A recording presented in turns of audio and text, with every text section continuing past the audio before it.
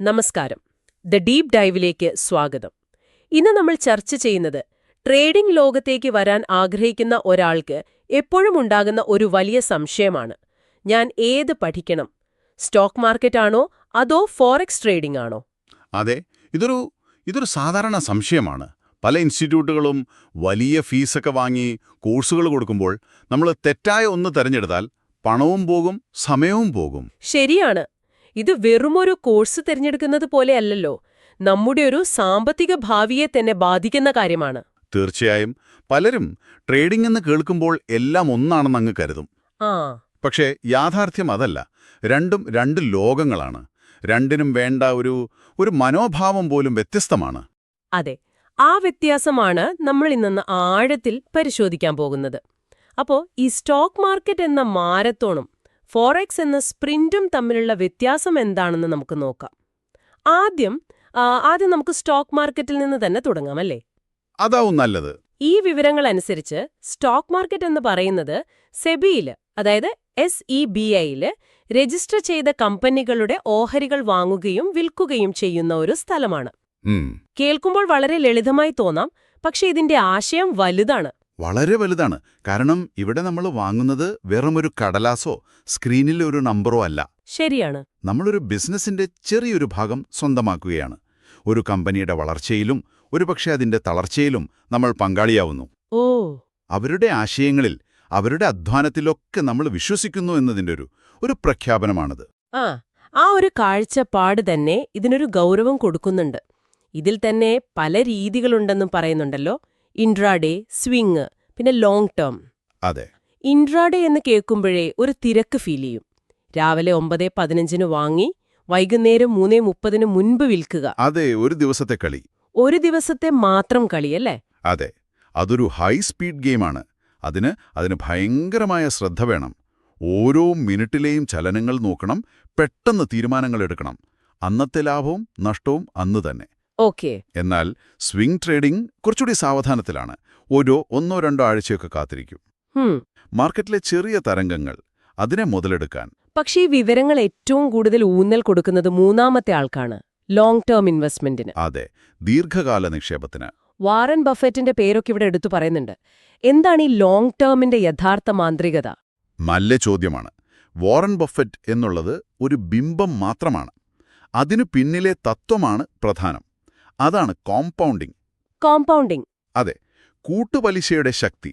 നമുക്കൊരു ഉദാഹരണം നോക്കാം.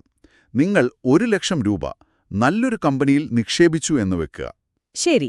ആ കമ്പനി വർഷം ഒരു ശരാശരി 15% വളർച്ച തരുന്നുണ്ട്. ഓക്കെ.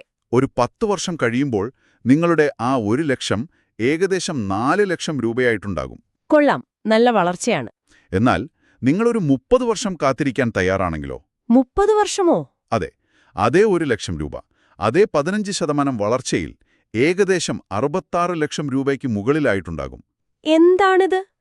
ഭയങ്കര വ്യത്യാസമാണല്ലോ. അതാണ്. ആദ്യത്തെ 10 വർഷം കൊണ്ട് കിട്ടിയത് 3 ലക്ഷം. പക്ഷെ അവസാനത്തെ 10 വർഷം കൊണ്ട് കിട്ടുന്നത് ഒരുപക്ഷെ 30-40 ലക്ഷത്തിന്റെ വളർച്ചയായിരിക്കും. കാരണം നിങ്ങളുടെ ലാഭത്തിനും ലാഭം കിട്ടിക്കൊണ്ടിരിക്കുകയാണ്. ഓ, അതാണ് സ്റ്റോക്ക് മാർക്കറ്റിലെ യഥാർത്ഥ സമ്പത്തുണ്ടാക്കുന്ന മാന്ത്രിക വിദ്യ. പക്ഷെ അതിന് ക്ഷമ വേണം. ആ കണക്ക് കേൾക്കുമ്പോൾ തന്നെ അതിന്റെ പ്രാധാന്യം മനസ്സിലാവുന്നുണ്ട്. Psychology of money, rich dad poor dad പോലുള്ള പുസ്തകങ്ങളെക്കുറിച്ചുള്ള പരാമർശവും അതുകൊണ്ടാവാം. കൃത്യമായി. പണം എങ്ങനെ പ്രവർത്തിക്കുന്നു എന്നതിനേക്കാൾ പണത്തോടുള്ള നമ്മുടെ മനോഭാവമാണ് പ്രധാനം എന്ന് പറയുന്ന പുസ്തകങ്ങളാണവ. പക്ഷേ എനിക്കൊരു സംശയമുണ്ട്. എന്താണ്? ഈ വാറൻ ബഫറ്റിന്റെ കാലഘട്ടത്തിലെ പോലെ ഒരു കമ്പനിയിൽ 20-30 വർഷം കണ്ണുമടച്ച് വിശ്വസിക്കാൻ ഇന്നത്തെ കാലത്ത് പറ്റുമോ? ടെക്നോളജി എത്ര വേഗത്തിലാണ് മാറുന്നത്. അതെ, അതൊരു വളരെ പ്രസക്തമായ കാര്യമാണ്. ഇന്ന് മുൻനിരയിലുള്ള ഒരു കമ്പനി ഒരുപക്ഷെ 4 ചിത്രത്തിലേ ഉണ്ടാവില്ല. അതെ. അതുകൊണ്ട് ദീർഘകാല നിക്ഷേപം നടത്തുമ്പോഴും നമ്മൾ ആ കമ്പനികളെക്കുറിച്ച് പഠിച്ചുകൊണ്ടിരിക്കണം. അല്ലാതെ വാങ്ങിയിട്ട് മറന്നുകളയുന്നൊരു ഏർപ്പാടല്ലത്. പറ്റില്ലല്ലോ. ഇല്ല. ഒരു സൈഡ് ഇൻകം, പെട്ടെന്നൊരു വരുമാനം, അതാണ് പലരുടെയും ലക്ഷ്യം. അവിടെയല്ലേ ഫോറക്സിന്റെ പ്രസക്തി? അതെ, അവിടെയാണ് ഫോറക്സ് എന്ന കളി മൈതാനത്തേക്ക് വരുന്നത്. ഫോറക്സ്, അതായത് ഫോറിൻ എക്സ്ചേഞ്ച്. പലരും തെറ്റിദ്ധരിക്കുന്നൊരു കാര്യമുണ്ട്. ഇത് വിദേശ കമ്പനികളുടെ ഓഹരികൾ വാങ്ങുന്ന ഏർപ്പാടല്ല. അല്ല. മറിച്ച് വിവിധ രാജ്യങ്ങളുടെ കറൻസികൾ, അവയുടെ മൂല്യത്തിന്റെ ഏറ്റക്കുറച്ചിലുകളിൽ നിന്ന് ലാഭമുണ്ടാക്കുന്ന രീതിയാണ്. അത് വിശദീകരിക്കാൻ ഇതിൽ നല്ലൊരു ഉദാഹരണമുണ്ട്. ഏതാണത്? നിങ്ങൾ 1,00,000 രൂപയുമായി അമേരിക്കയിലേക്ക് പോകുന്നുവെന്ന് കരുതുക. ഓക്കെ. അവിടെ എത്തുമ്പോൾ ഇന്ത്യൻ രൂപയെ ഡോളറാക്കി മാറ്റുന്നു. അപ്പോൾ ഒരു ഡോളറിന് 83 രൂപയായിരുന്നു റേറ്റ്. ശരി. നിങ്ങളുടെ കയ്യിൽ ഏകദേശം $1,204 കിട്ടി. ഒരു മാസം കഴിഞ്ഞ് ആ പണം ഒട്ടും ചെലവാക്കാതെ നിങ്ങൾ തിരികെ വരുമ്പോൾ ഡോളറിന്റെ വില 84 രൂപയായി എന്ന് വെക്കുക. $1 കൂടി. അതെ. അപ്പോ നിങ്ങൾ ആ $1,204 തിരികെ ഇന്ത്യൻ രൂപയാക്കുമ്പോൾ നിങ്ങളുടെ കയ്യിൽ 1,01,204 രൂപയോളം കിട്ടും. അതായത് വെറുതെ ഇരുന്ന് 1,200 രൂപ ലാഭം. അതെ. ഈ ഒരു കളി ഡിജിറ്റലായി ഒരു കമ്പ്യൂട്ടറിന് മുന്നിലിരുന്ന് ചെയ്യുന്നതിനെയാണ് ഫോറെക്സ് ട്രേഡിംഗ് എന്ന് പറയുന്നത്. ഈ ഉദാഹരണം ഇത് കാര്യങ്ങൾ വളരെ ലളിതമാക്കുന്നുണ്ട്. കറൻസികളുടെ മൂല്യത്തിലെ മാറ്റം. അതെ. ഡോളറും രൂപയും പോലെ യൂറോയും ഡോളറും ബ്രിട്ടീഷ് പൗണ്ടും ജാപ്പനീസ് യെന്നും അങ്ങനെ ജോഡികളായിട്ടാണ് ട്രേഡ് ചെയ്യുന്നത്. ശരിയാണ്. പക്ഷേ എന്തിനാണ് ഈ കറൻസികളുടെ മൂല്യം ഇങ്ങനെ മാറിക്കൊണ്ടിരിക്കുന്നത്? അതെന്തുകൊണ്ടാണ്? അത് വെറുതെയല്ല. ഒരു രാജ്യത്തിന്റെ പലിശ നിരക്കുകൾ, തൊഴിലില്ലായ്മ കണക്കുകൾ, രാഷ്ട്രീയ സ്ഥിരത, ഇങ്ങനെ ഒരുപാട് കാര്യങ്ങൾ അതിനെ ബാധിക്കും. ഓ. അതുകൊണ്ട് ഒരു ഫോറക്സ് ട്രേഡർ എപ്പോഴും ലോകസാമ്പത്തിക വാർത്തകളിൽ ഒരു കണ്ണുവെക്കണം. അപ്പോൾ സ്റ്റോക്ക് മാർക്കറ്റും ഫോറക്സും തമ്മിലുള്ള അടിസ്ഥാനപരമായ വ്യത്യാസം ഇപ്പോൾ വ്യക്തമായി. ഇനി നിങ്ങളുടെ ലക്ഷ്യങ്ങൾക്കനുസരിച്ച് ഏതാണ് തിരഞ്ഞെടുക്കേണ്ടത് എന്നതിലേക്ക് വരാം. അതെ. ഇവിടെയാണ് ഏറ്റവും കൗതുകമുള്ള ഒരു കണക്ക് ഈ വിവരങ്ങളിലുള്ളത്: വിപണിയുടെ വലുപ്പത്തിലുള്ള വ്യത്യാസം. അത് ഭയങ്കരാണ്. സ്റ്റോക്ക് മാർക്കറ്റിൽ ഒരു ദിവസം ഏകദേശം $60 ബില്യൺ ഇടപാടുകൾ നടക്കുമ്പോൾ ഫോറക്സ് മാർക്കറ്റിൽ അത് $7 ട്രില്യൺ ആണ്. 7 ട്രില്യൺ? 7 ട്രില്യണോ? അത് ഭയങ്കര വ്യത്യാസമാണല്ലോ. അതെ. 60 ബില്യണും 7 ട്രില്യണും. അതായത് സ്റ്റോക്ക് മാർക്കറ്റിന്റെ 100 ഇരട്ടിയിലധികം വരും ഫോറക്സ് മാർക്കറ്റ്. 100 ഇരട്ടിയിലധികമോ? അതെ. ഈ ഭീമാകാരമായ വലുപ്പമാണ് ഫോറക്സിനെ ദിവസേനയുള്ള ട്രേഡിംഗിന് അനുയോജ്യമാക്കുന്നത്. അവിടെ എപ്പോഴും പണത്തിന്റെ ഒരു ഒഴുക്കുണ്ട്. ലിക്വിഡിറ്റി അല്ലേ? അതെ, ലിക്വിഡിറ്റി. നിങ്ങൾക്ക് എപ്പോൾ വേണമെങ്കിലും ഒരു ട്രേഡിൽ കയറാനും ഇറങ്ങാനും പറ്റും, സെക്കൻഡുകൾക്കുള്ളിൽ. പക്ഷേ എനിക്കൊരു സംശയമുണ്ട്. $7 ട്രില്യൺ ഇടപാട് നടക്കുന്ന ഒരിടത്ത് ഒരു സാധാരണക്കാരനായ എനിക്ക് എങ്ങനെയാണ് ലാഭമുണ്ടാക്കാൻ പറ്റുന്നത്? വലിയ ബാങ്കുകളും സ്ഥാപനങ്ങളുമൊക്കെയല്ലേ അവിടുത്തെ പ്രധാന കളിക്കാർ. അതൊരു വളരെ വളരെ പ്രസക്തമായ സംശയമാണ്. ഫോറക്സിലെ ഭൂരിഭാഗം ഇടപാടുകളും നടത്തുന്നത് ഈ വലിയ സ്ഥാപനങ്ങൾ തന്നെയാണ്. എന്നാൽ അവരുടെ ലക്ഷ്യം പലപ്പോഴും നമ്മുടേതിൽ നിന്ന് വ്യത്യസ്തമാണ്. അതെങ്ങനെ? നമ്മളെപ്പോലുള്ള റീറ്റെയിൽ ട്രേഡർമാർ ആ വലിയ ഒഴുക്കിലെ ചെറിയ തിരമാലകളെയാണ് മുതലെടുക്കാൻ ശ്രമിക്കുന്നത്. ഓക്കേ. പക്ഷേ അപകടം അവിടെയാണ്. ആ വലിയ തിരമാലകൾ നമ്മൾ വിചാരിച്ചതിനെതിരായി വന്നാൽ നമ്മുടെ ചെറിയ ബോട്ട് മുങ്ങിപ്പോകാൻ അധികം സമയം വേണ്ട. അതിന്റെ അർത്ഥം ഉയർന്ന റിസ്ക് അല്ലേ? എന്റെ ഒരു സുഹൃത്ത് ഫോറക്സിൽ പെട്ടെന്ന് പണമുണ്ടാക്കാൻ നോക്കി കൈപൊള്ളിയ കഥയുണ്ട്. അത് സാധാരണമാണ്. ചെറിയ ലാഭം കാണുമ്പോ ആവേശം കൂടും. ഒരു ചെറിയ നഷ്ടം വരുമ്പോ അത് തിരിച്ചു പിടിക്കാൻ വേണ്ടി കൂടുതൽ വലിയ ട്രേഡ് എടുക്കും. അവസാനം കയ്യിലുള്ളത് മുഴുവൻ പോവും. അതെ. അതാണ് ഫോറക്സിലെ ഏറ്റവും വലിയ വെല്ലുവിളി. വൈകാരിക നിയന്ത്രണം, ഇമോഷണൽ കൺട്രോൾ. മാർക്കറ്റ് ഒരു സെക്കൻഡ് കൊണ്ട് മുകളിലേക്കും അടുത്ത സെക്കൻഡ് കൊണ്ട് താഴേക്കും പോകാം. ലാഭം കാണുമ്പോൾ അമിതമായി സന്തോഷിക്കാനോ നഷ്ടം വരുമ്പോൾ നിരാശനാകാനോ പാടില്ല. ഒരു റോബോട്ടിനെ പോലെ അച്ചടക്കത്തോടെ. അതെ. മുൻകൂട്ടി നിശ്ചയിച്ച നിയമങ്ങളനുസരിച്ച് മാത്രം തീരുമാനങ്ങൾ എടുക്കാൻ കഴിയണം. ഭയത്തിനും ആർത്തിക്കും അവിടെ സ്ഥാനമില്ല.